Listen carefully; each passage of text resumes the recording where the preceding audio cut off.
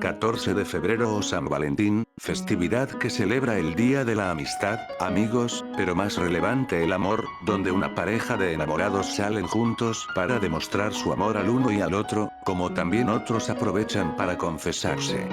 Aunque esto, no siempre es así, San Valentín también es recordada por ser un día que los asesinatos, suicidios o accidentes acechan en la festividad.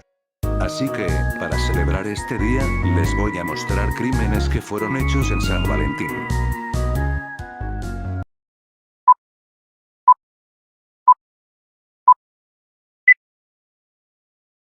El error de Oscar Pistorius. El exatleta paralímpico sudafricano cometió uno de los errores más grandes de su vida, cuando un 14 de febrero de 2013 disparó a través de la puerta de su cuarto de baño pensando, según declaró a la policía y en el juicio, que había un intruso en su casa, cuando en realidad la que estaba dentro era su novia, Reeva Steenkamp. Esta fue su argumento para el juicio, en el que confesó que había sido él quien disparó el arma, alegando que fue en defensa propia al creer que alguien extraño se encontraba dentro de su domicilio. Sin embargo, mensajes en el teléfono de Reeva mostraron que vivía atemorizada porque que Pistorius se solía comportar de forma violenta con ella.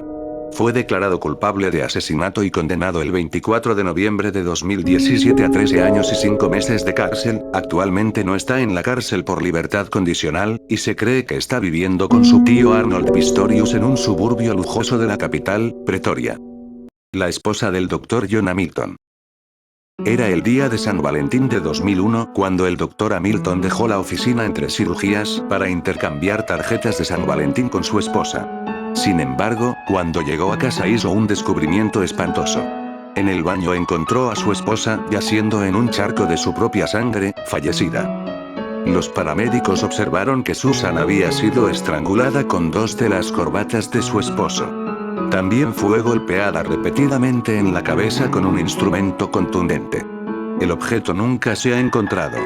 Las heridas eran tan graves que partes de su cerebro quedaron expuestas y su rostro estaba irreconocible. Ambos estaban en un proceso de divorcio porque ella pensaba que Hamilton mantenía una relación con una stripper.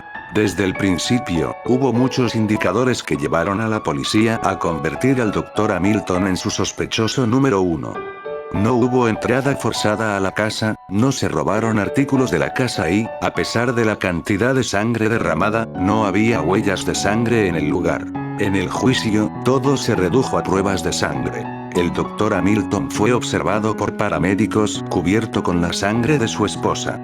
Sin embargo, a pesar de su afirmación de realizarle RCP a Susan, le faltaba sangre en la boca y la cara.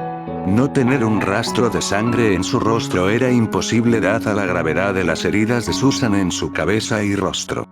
Los paramédicos también lo observaron realizando compresiones torácicas incorrectamente. Para un médico, encontraron esto increíblemente extraño. También se encontró sangre en el volante del automóvil del Dr. Hamilton. Afirmó haberlo trasladado para los socorristas antes de que llegaran a la casa, pero esto creó dudas en toda la sala del tribunal.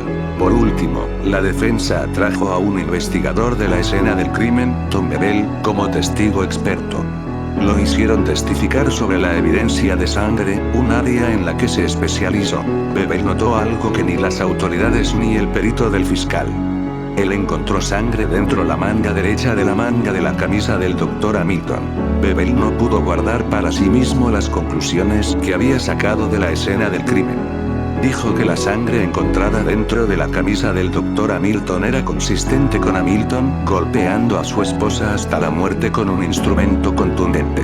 Con el testimonio de Bebel, el jurado solo tardó 2 horas en encontrar al médico culpable de asesinato en primer grado. El Dr. Hamilton fue condenado a cadena perpetua. El caso Jessie McVane y Patricia Mann. En 1971, una pareja de novios, Jessie McVane y Patricia Mann, fueron a una fiesta de San Valentín que se celebraba el viernes 14 de febrero en un hospital. Todo parecía ir bien, siempre volvían a casa antes de la 1 de la mañana, pero en aquella ocasión no regresaron. El sábado por la mañana, los compañeros de Patricia se empezaron a preocupar, ya que ella era una estudiante de enfermería muy responsable y él un chico normal que no parecía tener malas intenciones, por ello avisaron a la policía de su desaparición. No fue hasta 12 días después, cuando un topógrafo que trabaja en un bosque cercano vio lo que parecía ser un maniquí saliendo de un arbusto. La policía identificó a la pareja y el forense declaró tortura como la causa de la muerte. Ambos estaban atados a un árbol, con una cuerda estrangulando su cuello, llenos de moretones por patadas, puñetazos y pisotones. Todas sus pertenencias se encontraban en el lugar del crimen, por lo que se descartó que hubiese sido un robo. A día de hoy, los asesinatos de Jess Mcbane y Patricia Mann siguen siendo una investigación abierta y activa. El caso de Stacy Schoek. Stacy Schoek trabajó como administradora de oficina en el Georgia Spine and Neurosurgery Center en el condado de DeKalb, Georgia. En ese momento, estaba casada con Richard Schoek, quien fue su quinto marido. Un 14 de febrero de 2010, Stacy Schoek planeó el asesinato de su marido para cobrar su seguro de vida de $500,000. Stacy contrató por teléfono a un entrenador personal, Mr. Results o Reginald Coleman, para hacer el trabajo sucio. La pareja quedó en un parque para intercambiarse postales de San Valentín, pero ella no apareció, sino Mr. Results, que mató al marido e hizo desaparecer el cuerpo. Los investigadores consiguieron que se condenase tanto a Schoek como al entrenador personal. Stacy se declaró culpable de asesinato con malicia en diciembre de 2012. Poco después, fue sentenciada a cadena perpetua sin posibilidad de libertad condicional. Permanece encarcelada en la prisión estatal de Pulaski en Hawkinsville, Georgia. Reginald Coleman se declaró en noviembre de 2012 y fue condenado a cadena perpetua sin posibilidad de libertad condicional. Según los registros de la prisión, Reginald permanece encarcelado en la prisión estatal de Smith en Glenville, Georgia. Dresden, bombardeada por error. El 14 de febrero de 1945 fue un día de horror y tristeza para los habitantes de Praga. Lejos de cualquier idea romántica, aquel día las fuerzas aliadas bombardearon la ciudad, pensando que era la ciudad alemana de Dresden, el objetivo real del ataque. El asalto aéreo accidental provocó, según las estadísticas de la época, 701 muertos y 1.184 heridos, todos ellos civiles. Por supuesto, cientos de casas y lugares históricos quedaron destruidos. 11.000 personas perdieron sus hogares. Se dijo que los errores de navegación fueron la causa del error de cálculo mortal. Los radares de los aviones no funcionaban correctamente, lo que obligó al escuadrón de la Fuerza Aérea del Octavo Ejército a calcular manualmente la distancia a su objetivo de Dresde, situado a 75 millas al noroeste de Praga. Sin embargo, sus cálculos estaban equivocados.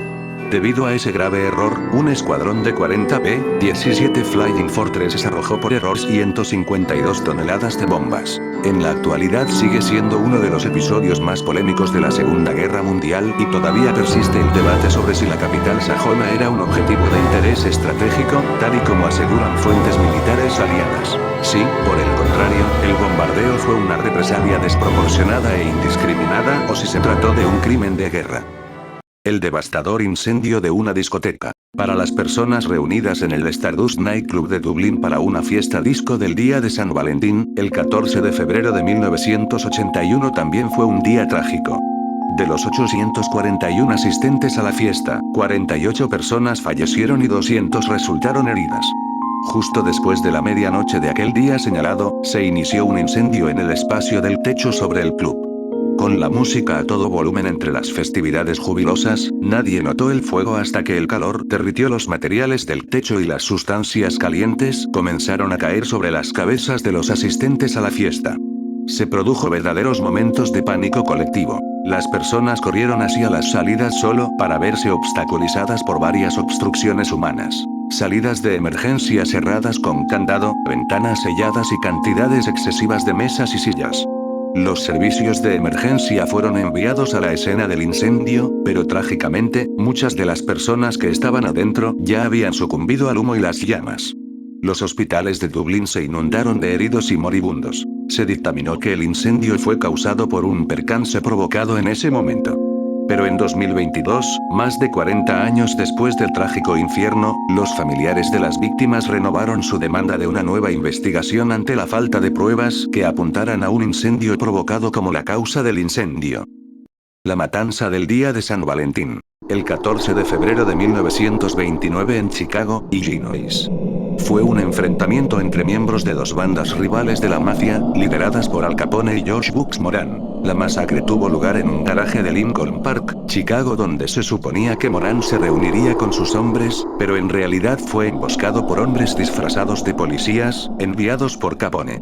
En total, 7 hombres de la banda de Moran fueron asesinados a tiros en el incidente. Este evento fue uno de los más sangrientos y notorios en la historia de la mafia en Estados Unidos, y contribuyó a la percepción pública de Chicago como una ciudad plagada de crimen organizado. A pesar de las investigaciones y los juicios posteriores, la matanza nunca fue completamente resuelta y los responsables nunca fueron llevados ante la justicia.